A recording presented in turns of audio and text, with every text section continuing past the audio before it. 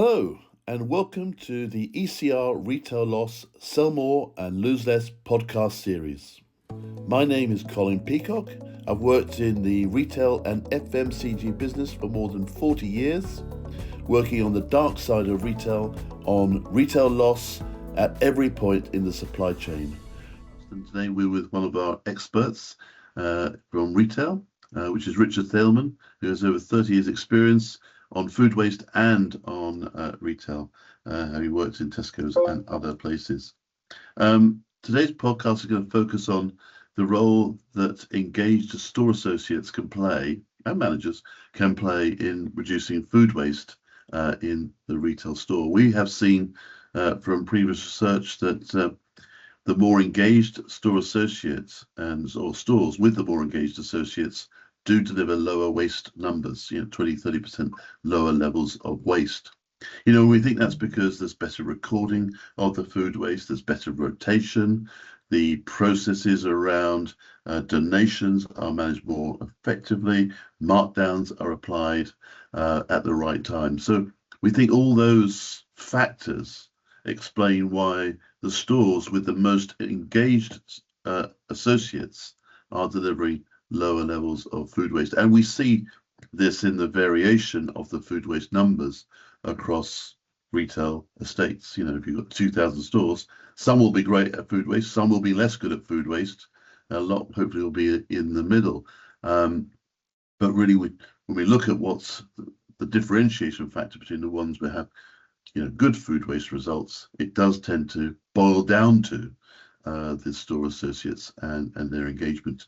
And we've been studying this over the years, and we've been bringing it up in all of our meetings. There's KPIs involved here as well. But we did have some interesting insights from some retailers and from academia recently that we would like to share with you. And Richard's put together a few notes on some of those meetings, and we'll go through them now. So Richard, just thinking about this whole notion of how do we engage store associates in reducing food waste, and what's on top of your mind, and what have you got on your notes?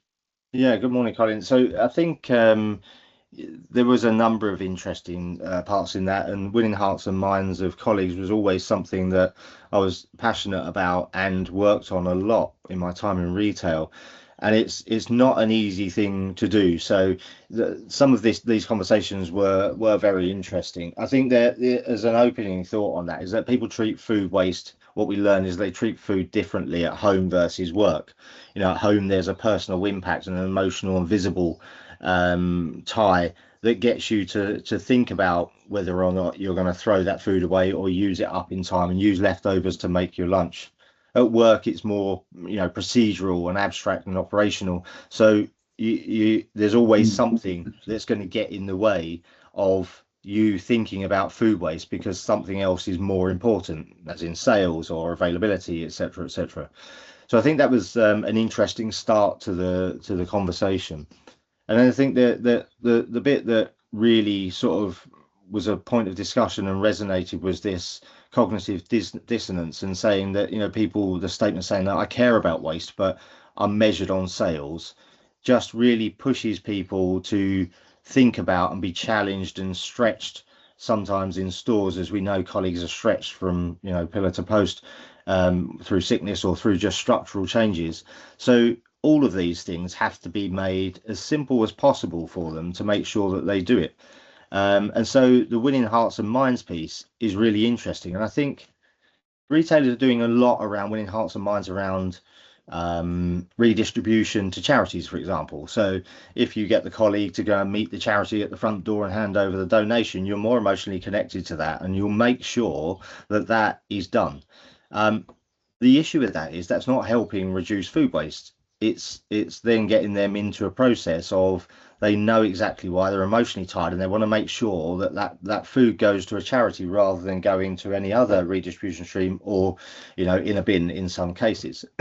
So I think what actually happens in that is if you haven't got the connection between the emotion of the colleagues, is that, as an example, you could rotate that person going to meet the charity at the front door. If you did that for a week, you'd be emotionally attached to it, and then the process becomes you're doing it as a matter of habit.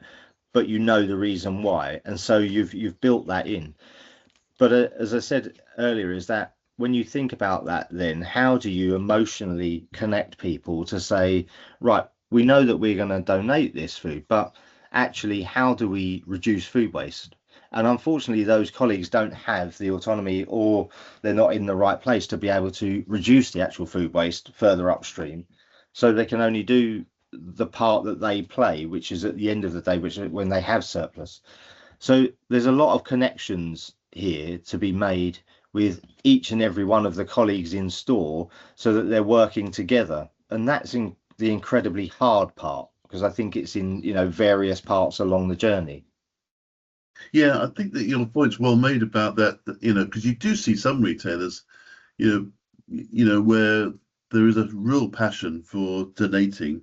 But as you say, it is somewhat of a failure upstream that's caused that. We've got surplus food in the store. Why have we got surplus food? Yeah.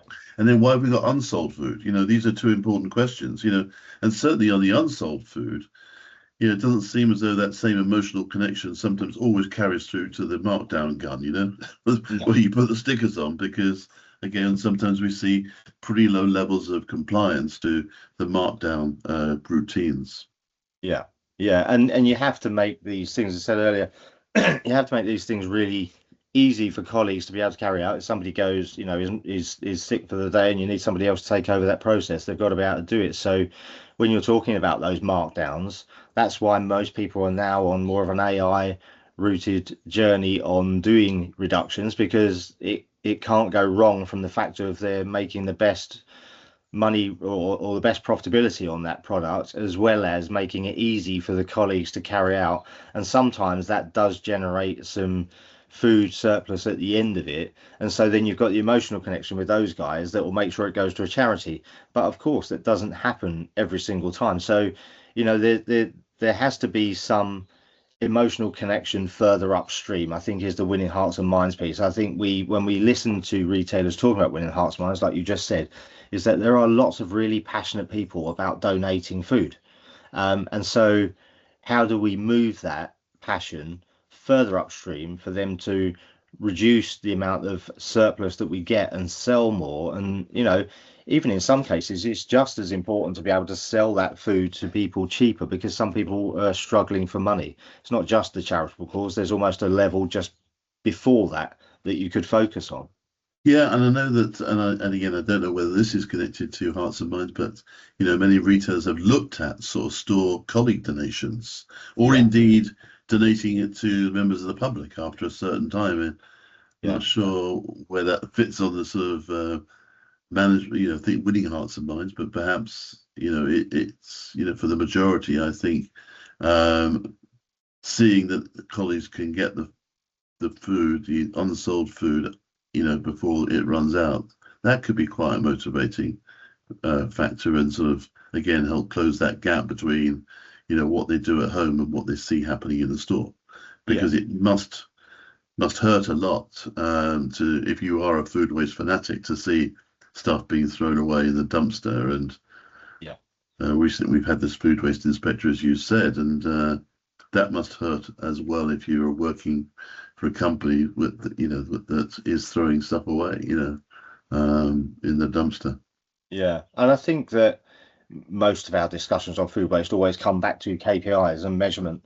And if somehow you can get all of those measures in place so that at every stage of the way that you get people engaged in it as well as being measured on it, because we know that what gets measured is what's done. And you talked earlier about sometimes that the markdowns get missed, but in some cases, in some retailers, they have a KPI measurement against that, and you can see it and pick it up quickly. But of course, that's not true winning hearts and minds. That's a process and being measured against something to get it done. So I think if you can do both sides of that, I think we're a lot closer to fixing the problem than we are today, because there's also a risk to watch out for is high performing waste systems. When you've got people on charity redistribution normalizing surplus and saying it's okay, charities will take it, that's the bit you've got to kind of come away from. because of course charities will take it, and I'm not saying that the charities don't need it, but I know firsthand that probably only around 30% of surplus that is generated can actually get to a charity. So it's not like we're ever going to run out of surplus to donate to charitable causes, because there will always be some to ensure availability in retail, and that's what everyday consumers want, is availability. Otherwise, they go somewhere else.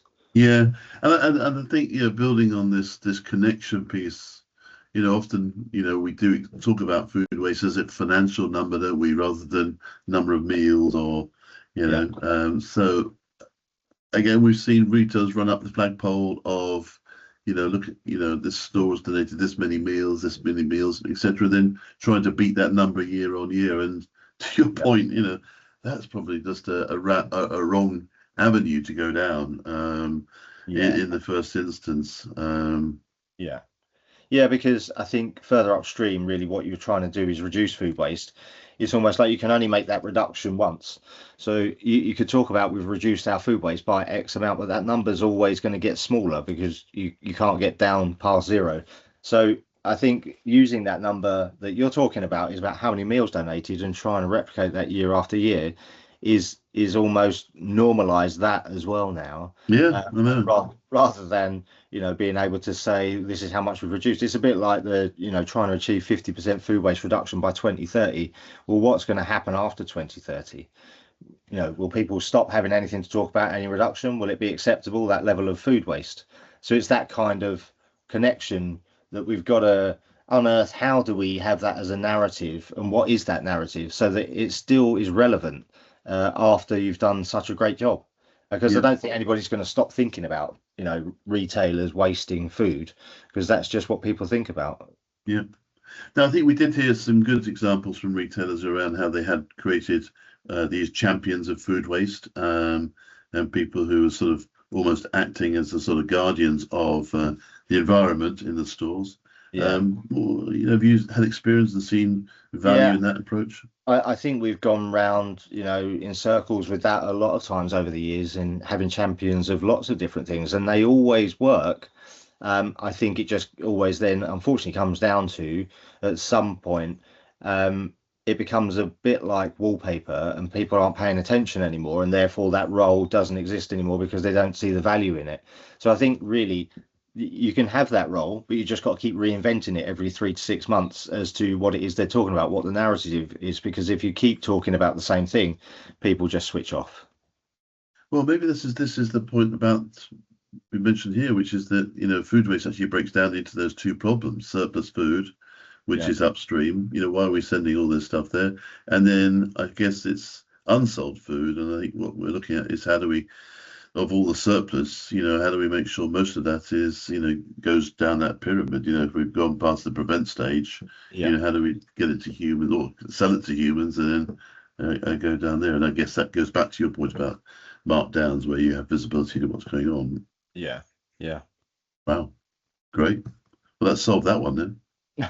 I think there's some work to do, but it was an interesting conversation. Yeah, no, lots of work to do there. Thank you so much for taking your time, and we'll see you next time. Yeah, brilliant. Thanks. Well, that's all we have time for this week. Thank you for joining us, and thanks to all the ECR Retail Loss community for the sharing of their knowledge, their research, and latest learnings that ensure that we become truly a global platform for learning. My name is Colin Peacock.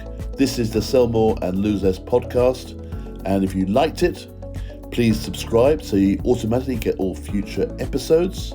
And also, if you think your colleagues and friends might also like it, please ask them to follow ECR Retail Loss on LinkedIn and tune in to our next podcasts. If you didn't like it, then let us know and we'll try and fix it. Either way, see you next time. Thank you again.